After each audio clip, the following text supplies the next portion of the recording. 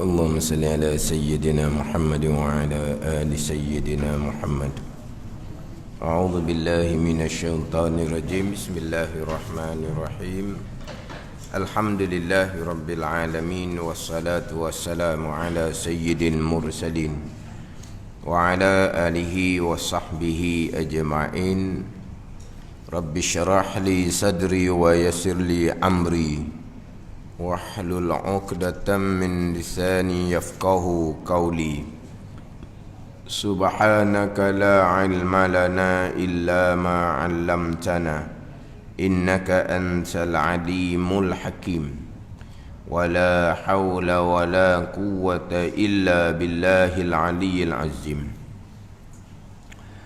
Kitab Minhajul Abidin, muka surat 3, baris yang ke-10 daripada atas. Qala al-muallifu rahimahullahu ta'ala wa nafa'ana bi'ulumihi amin. Dan demikian demikian menunjukkan besarnya qadri, kedudukan Imam Ghazali rahimahullah.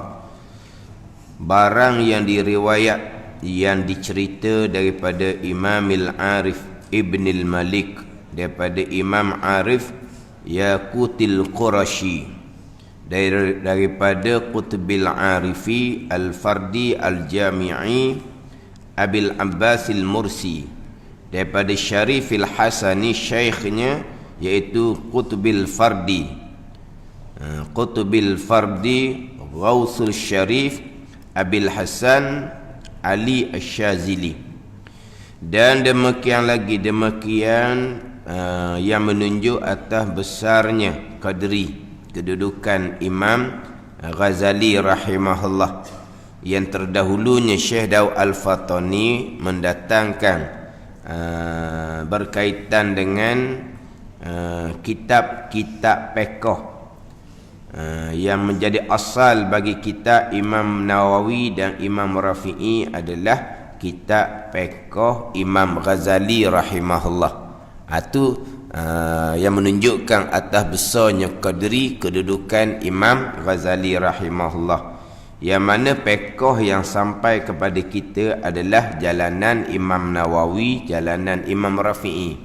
Kitab Imam Nawawi Minhajut Talibin diikhtisarkan daripada kitab Muharrar bagi Imam Rafi'i. Imam Rafi'i ikhtisarkan lagi daripada kitab Wajiz bagi Imam Ghazali. Kitab Wajiz daripada kitab Wasit Imam Ghazali juga. Kitab Wasit daripada kitab Basit Imam Ghazali juga. Barulah Imam Ghazali ikhtisar daripada kitab Nihayah bagi Imamul Haramain, guru kepada Imam Ghazali. Tapi nak ceritanya hak fiqh Imam Nawawi, Imam Rafi'i adalah datang daripada susu galuh fiqh Imam Ghazali rahimahullahu ta'ala. Itu hak perkara yang pertama yang menunjukkan kedudukan, besarnya kedudukan Imam Ghazali rahimahullah. Yang kita kenali Imam Ghazali rahimahullah ni tasawuf. Kita kenali tasawuf. Dia ulama-ulama muktabar terdahulu, tertonjol satu-satu bidang. Bukan bererti bidang lain mereka tidak tertonjol. Cuma sahunya kalau Imam Ghazali tasawuf, fiqh Imam Ghazali sampai kita ni silsilah kitab melalui kitab Imam Ghazali rahimahullah. Adapun kalau kata Imam Ghazali bawanya tasawuf saja, tauhidnya tidak, fiqhnya tidak, tu hak kelung tu, hak palsu, bukan hak Imam Ghazali yang sebenar. Imam Ghazali yang sebenar, kitab Ihya Ulumuddin dimulai dengan pembicaraan tauhid. Kitab Arba'in fi Usuluddin dimulai dengan pembicaraan ilmu tauhid. Kitab Minhajul Abidin yang kita akan baca ni dimulai dengan ilmu yang pertama, ilmu tauhid. Ketika membicarakan aqabah ilmu, macam mana Imam Ghazali tekannya berkaitan dengan ilmu tauhid itu sendiri, disusuli dengan ilmu fiqh. Itu Imam Ghazali. Disusuli dengan ilmu tasawuf. Itu barulah jalanan Imam Ghazali yang sebenar. Cuma tertunjuk Imam Ghazali adalah ulama tasawuf. Tertunjuk sebagai ulama tasawuf. Tapi kitab fiqh sampai kepada kita sekarang, silsilahnya adalah kitab fiqh Imam Ghazali rahimahullah. Kemudian pula yang menunjukkan atas besarnya Imam Ghazali ni, mimpi orang yang soleh. Mimpi orang yang soleh berjumpa dengan Nabi sallallahu alaihi wasallam hak terdahulunya bersama dengan Nabi Musa dan Nabi Isa alaihi wassalam. Tapi mimpi orang yang soleh ni mimpi yang sebenar. Mimpi kita ni mimpi mainan tidur. Siang hari kita duduk mikir apa, maka malam kita termimpi-mimpi. Itu kita. Kita hanya termimpi-mimpi. Adapun orang yang soleh yang ada kedudukan di sisi Allah Subhanahu wa taala, yang mana kehidupan mereka, basirah mereka sentiasa bersama dengan Allah Subhanahu wa taala. Mereka sir dalam mereka suci. Bukan qalb ni hak luar, sir dalam, lubuk dalam tu suci. Kita boleh suci qalb, hati daripada sifat-sifat kecelaan. Alhamdulillah. Mereka bukan suci qalb, hati luar tu, sir dalam. Hak dalam tu suci bersih. Di basirah mereka, di mata hati mereka hanya memandang Allah Subhanahu wa taala saah demi saah, napah demi napah di kalangan aulia-aulia illah. Ni nak cerita mimpi di kalangan aulia-aulia illah. Mimpi yang sebenar. Tetapi yang menjadi tandaan kedudukan Imam Ghazali ni adalah perjalanan syariat Nabi sallallahu alaihi wasallam. Tapi kita maklumlah, imam-imam muktabar mana pun ada pandangan mereka yang tidak diterima pakar pada ni, tetapi mereka berkhilaf atas jalanan ijtihad masing-masing. Mereka tidak mencela, tetapi mereka mengikut pandangan ijtihad masing-masing. Yang mana terkadang guru dengan murid pun sendiri ijtihadnya berbeza. Imam Malik guru Imam Syafi'i, Imam Syafi'i murid, tapi ijtihadnya berbeza dengan ijtihad Imam Malik, guru kepada Imam Syafi'i. Imam Ahmad bin Hanbal murid kepada Imam Syafi'i, tapi ijtihad Imam Ahmad ada yang berbeza dengan ijtihad Imam Syafi'i. Kemudian ijtihad Imam Syafi'i sendiri berbeza dengan ijtihad murid-murid kanan kepada Imam Syafi'i.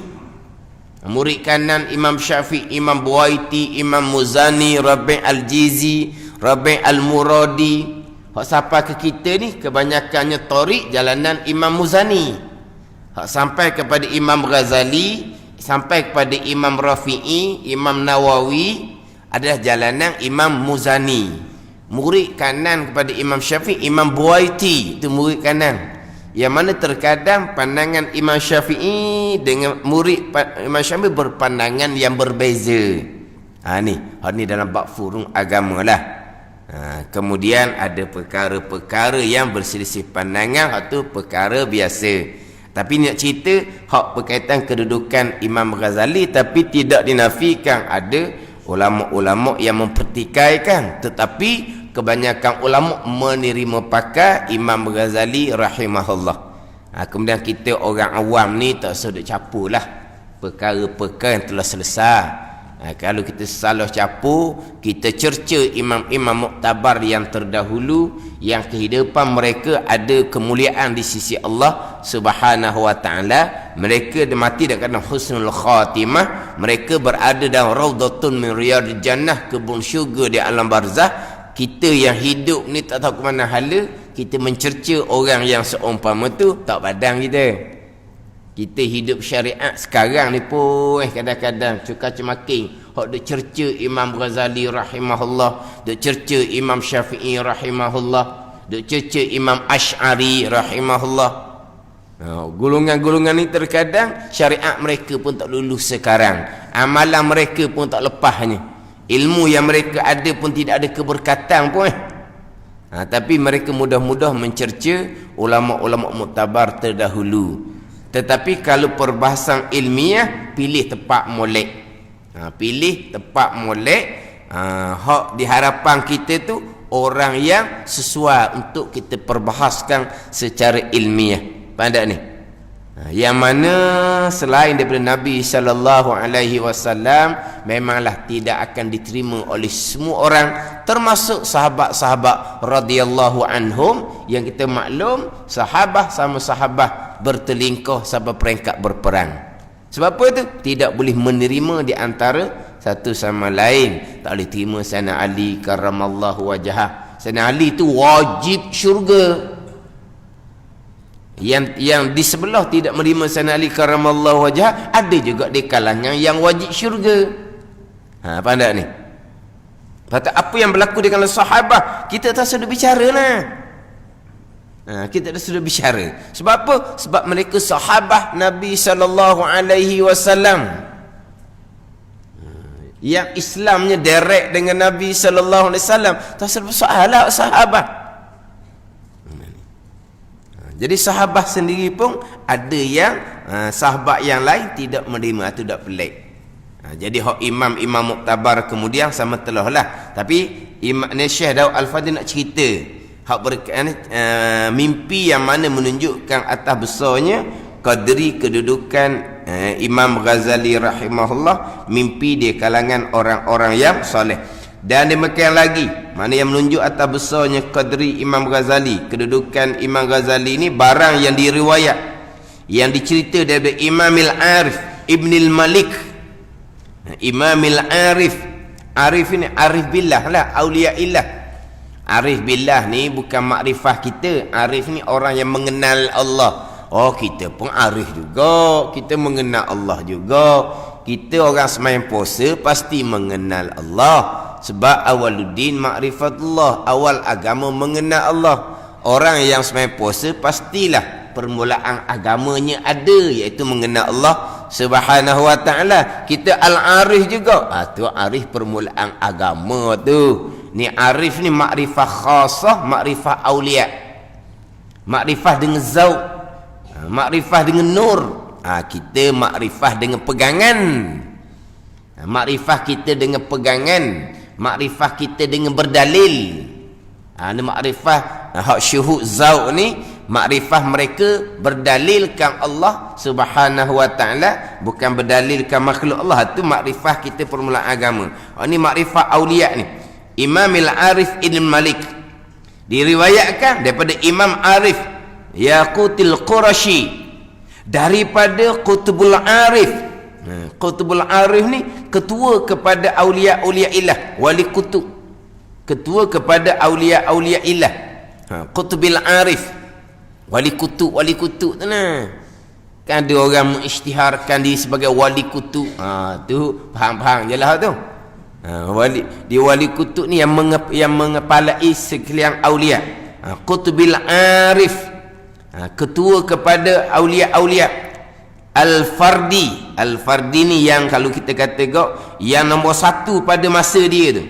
Al-Jami', yang menghimpunkan ilmu. Siapa? Abil Abbas Al-Mursi. Abil Abbas Al-Mursi. Abil Abbas Al-Mursi ni adalah guru kepada Ibn Atta'illah As-Sakandari tu. Hak tuang kitab Hikam Ibn Atta'illah. Hikam Ibn Atta'illah, gurunya Abu Abbas Al-Mursi. Guru kepada guru kepada Ibn Atta'illah As-Sakandari. Ibn Atta'illah Ahmad bin Muhammad bin Ibn Atta'illah As-Sakandari, Mesir. Itu gurunya Abu Abbas Al-Mursi. Abu Abbas Al-Mursi guru kepada Ibn Atta'illah. Yang mana Ibn Atta'illah ni pekohnya adalah bermazhab Maliki. Pekohnya bermazhab Maliki. Ibn Atta'illah As-Sakandari kurun yang ke-8. Kurun yang ke-8.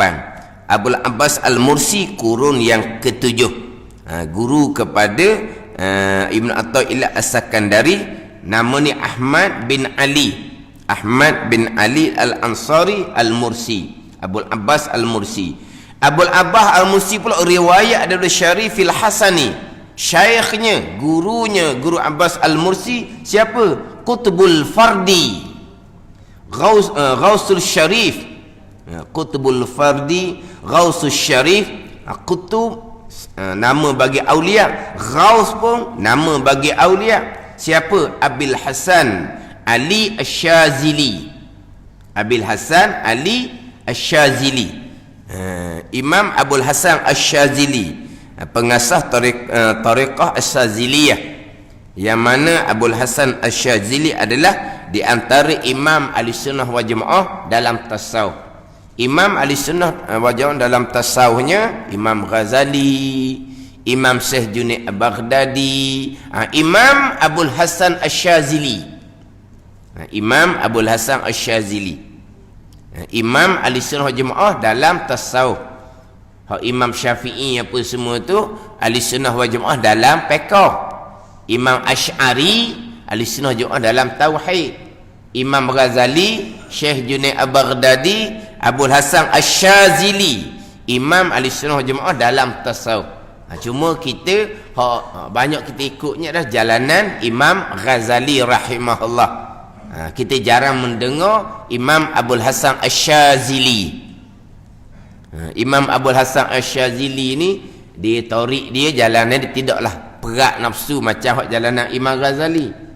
Imam Abul Hasan Asy-Syazili kisah-kisah dia nya sedap makan. Makan sedap.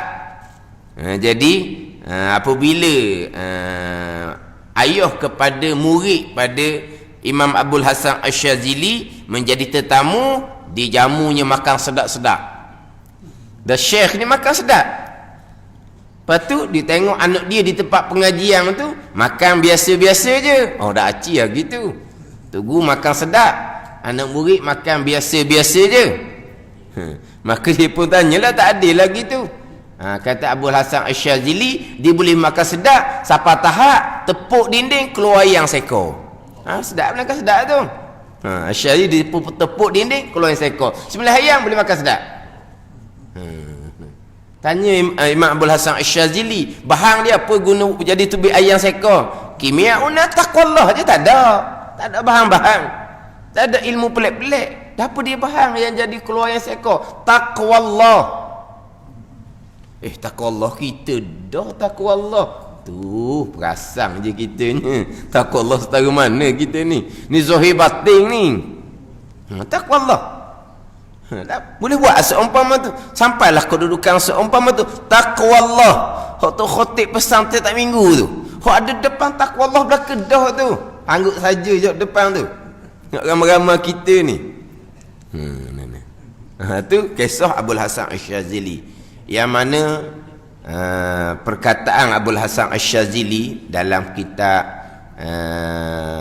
Hikam, terjemahan Taqu Pulau Maninya, 2 kali didatangkan perkataan Imam Abul Hasan Asy-Syazili hak berkaitan dengan perkara yang bawa kepada mati hati kita, gelap hati kita, buta mata hati kita. 3 perkara. Di antaranya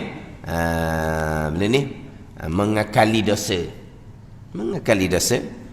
Di antaranya mengakali dosa jahil fardu ain tu. Tu payah nak kira seumpama ni. Dari nak wak amai gitu je. Dia dah mata hati dia tak ada. Sebab apa? Dia mengakali maksiat. Mengakali maksiat, hak paling besarnya maksiat mengakali jahil fardu ain. Kemudian buat ibadah.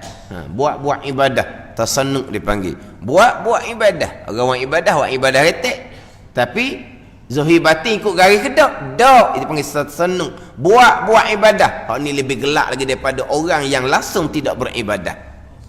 Orang yang tidak beribadah tu tak ada bahagian, tak ada lah dia, gelap lah dia. Tapi kadang-kadang mudah kita nak dakwah dia. Nak banding dengan golongan yang tasannuq yang buat ibadah. Semayang dok tinggal, berjemaah dok tinggal, tapi buat je. Ikut garis dak zahir dan batin. Dak. Hak zahir fiqh pun tak ngaji, hak batin tasawuf pun tak ngaji. Nampak kuat berjemaah, tapi riak, ujub, takabur, hasad, huru-hara besarnya kadang-kadang dalam masjid, dalam surau. Hak balah besarnya dalam masjid, dalam surau. Hak kepala degilnya hak dalam masjid, dalam surau. Sebab apa? Sombong, sifat iblis, sifat Azazi, duduk dalam masjid. Itu dia panggil buat ibadah. Hak ni lagi berat. Nak bani dengar orang hak luar, kadang-kadang mudah je kita nak dakwah. Kita dakwah, marilah buat belajar, beramal. Mudah dia terima. Cuma nak terhadap dakwah dalam masjid. Ada ni. Lepas tu kadang-kadang bila buat program, lebih mudah kepada orang yang mari jinak. Nak banding orang yang adalah mudah situ. Orang yang baru mari jinak ni, ada program malam ni, mari kau. Tak pernah-pernah main masjid, marilah sekali. Orang dah ajak kawan-kawan ni, hak tak biasa ni. Ajak mari. Tenang, molek-molek ada dia boleh terima. Tapi hak duduk dalam masjid sama-sama tak pegang jawatan, hak tu hak keras kepala. Kan pelik tu kan. Sepatutnya hak baru mari itulah hak payah. Tak, dia mari betul benar. Mari betul benar. Hak ni hak tasannuk ni, hak buat ibadah. Itu kata Imam Abdul Hasan Asy-Syadzili, mati hati di antaranya sebab buat ibadah. Sujud. Tapi zahir je sujud, hati tak sujud ke Tuhan, hati takabur, hati besar. Kau ni iblis terang-terang lalu dah. Dia engkar, dia sombong, tak sujud lalu dah.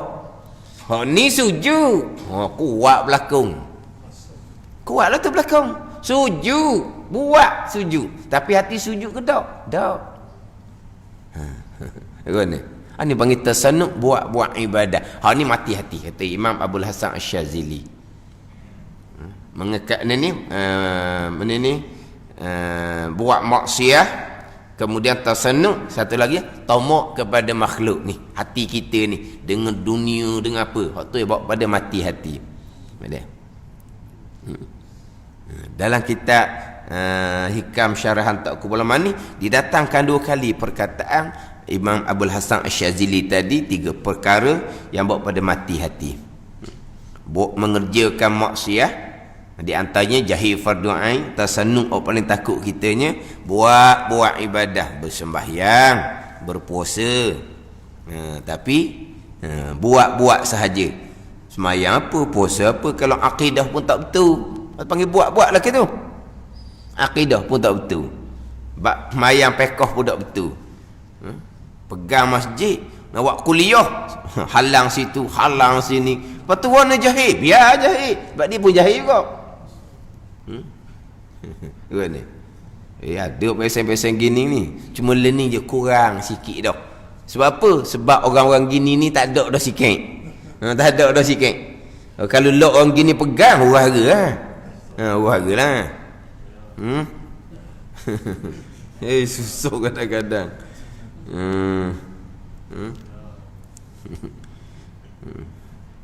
Saya ni biasa tak cara mana fokus pada kitab, tapi kalau nak pergi siap periksa mana ustaz ni cerita dok.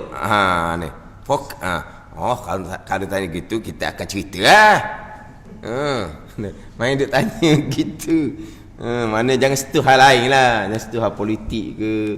Tanya gitu, aku tahu gitu kata kita tak ngajar dah lah ceramah politik je lah. Ingat kita tak pandang nak ceramah politik pun kali. Nak panggil ustaz ni ceramah politik ke dok? Panggil tu dok dia fokus pada kitab. Ya dah dia ceramah politik ni. Tanya pagi tu lalu. Cuma nak cakap politik boleh, cuma kita fokus pada kitab. Orang hok bidang politik dia fokus politik gitu je lah. Tapi kalau siapa tanya benar, takutnya. Takut. Dah masa dulu tak pelik lah kalau takut masa dulu.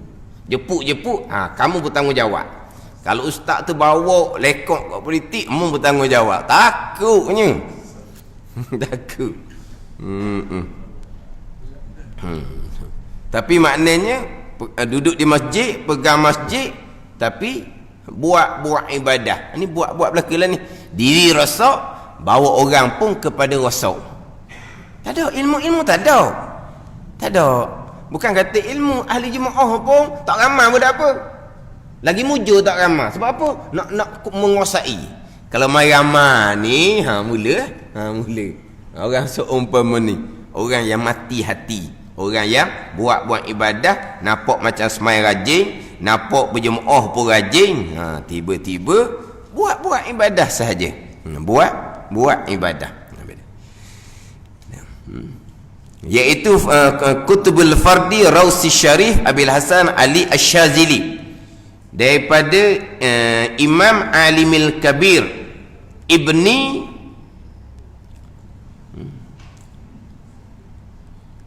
kan ejek itu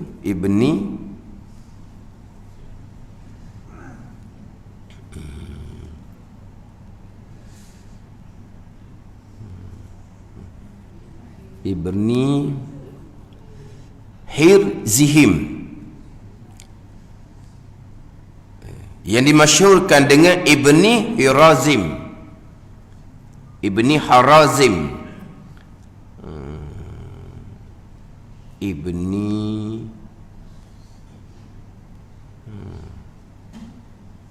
Tak betul sebutan tu, bukan Hirzihim, nanti tengok semula.